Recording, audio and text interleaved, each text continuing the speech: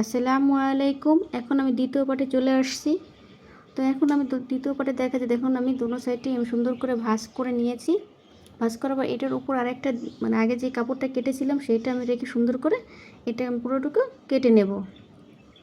তো দেখুন এভাবে সুন্দর করে বসাবেন যেন বড় ছোট না হয়, তাহলে কিন্তু এটা বড় ছোট হয়ে যাবে। তো আমি সুন্দর করে বসিয়ে কেটে নিলাম। এখন আমার কাটা হয়ে গেল। এখন যে আমার যে বুকের যে গলার যে ইটা সেখানে আমি সুন্দর করে একটা সেলাই দিয়ে দেবো। সেলাই দেওয়ার পর উল্টিয়ে আমি আরেকটা সেলাই দিয়ে দেবো। তো দেখতে তো পারছেন আমি কীভাবে সেলাই দিচ্ছি। এখানে একটা সাপ সেলাই দিয়ে দিচ্ছি। তো বাড়তি কাপড়টা আমি কেটে নিলাম।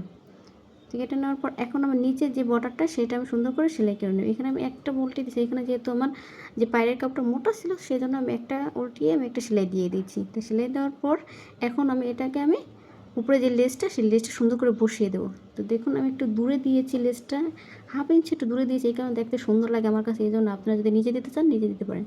তো এখানেও আমি নিচে দেওয়ার পর এখন আমি গলায় দেবো। তো গলায়টা আমার দেওয়া হয়ে গেল। তো গলায় দেওয়ার পর এখন আমি যে আরেকটা আমার যে জামাটা আছে পিছনের পাটটা সেটাও আমি সুন্দর করে এরকম করে সেলাই করে নিয়েছি। তো এখানেও আমি সেমভাবেই বসিয়ে দিচ্ছি। দেখুন পুরোটুকু আমার বসানো হয়ে গেল। দেখুন আমি এই যে দেখুন আমি কীভাবে মাপটা নিচ্ছি। এটা দুই মানে সামনাসামনি করে দুটোটা আমি এটাকে আমি কীভাবে সেলাই করছি। এখানে আমি 1.5 ইঞ্চি পাইপিনের কাপড় নিয়েছি, যেটা আমি পাইপিং দেবো। দেখুন এই পাইপিনের যে আমার কাটটা সেটা হবে আমার 4 ইঞ্চি। তো 4 ইঞ্চিতে আমি একটা দাগ কেটে নিয়েছি, যেহেতু এখান থেকে আমার পিছনে যে কাপড় ফ্রকটা সেটা আরেক সেলাই করব এজন্য। তো দেখুন আমি কিভাবে সেলাই করছি। তো এইটাকে আমি সুন্দর উল্টে আরেকটা চাপ সেলাই দিয়ে দেবো। 1/2 ইঞ্চি করে একটা সেলাই আসবে, তো সেই অনুযায়ী আমি আরেকটা সেলাই দিয়ে দিচ্ছি। তো দেখুন আমি সুন্দর করে বোঝানোর চেষ্টা করতেছি। আপনারা যদি না বোঝেন অবশ্যই কমেন্টে জানাবেন, আমি রিপ্লাই দেওয়ার চেষ্টা করবো ইনশাআল্লাহ।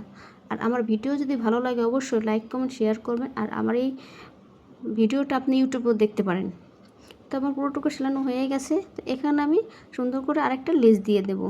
তো লেসটা এটার উপরে বসিয়ে পুরোটুকু আমি এটা সেলাই করে নেব। তো দেখুন আমি কীভাবে সেলাই করছি। এভাবে যদি আপনারা সেলাই করুন অবশ্যই ইনশাল্লাহ পারবেন।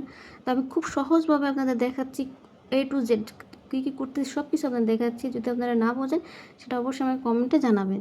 তো এখন আমি দোনো সাইডে আমি সেলাই করে নিয়েছি। তো এখন আমি যে দুইটা সাইডে সেখানে আমি এক করে দোনো সাইডে সেলাই করে নেব। তো দেখুন আমি দোনো সাইডেই সেলাই করছি, এই সাইডেও সেলাই করছি, তো এই সাইডেও সেলাই করছি। সেমভাবেই আপনারা একইভাবে সেলাই করবেন, তাহলে ইনশাল্লাহ ভুল হবে না। আর যদি ভুল হয় আমাকে অবশ্যই কমেন্টে জানাবেন। আর দেখুন হয়ে গেল সুন্দর ডিজাইনার ফ্রক। কেমন হয়েছে অবশ্যই কমেন্টে জানাবেন। আসসালামু আলাইকুম।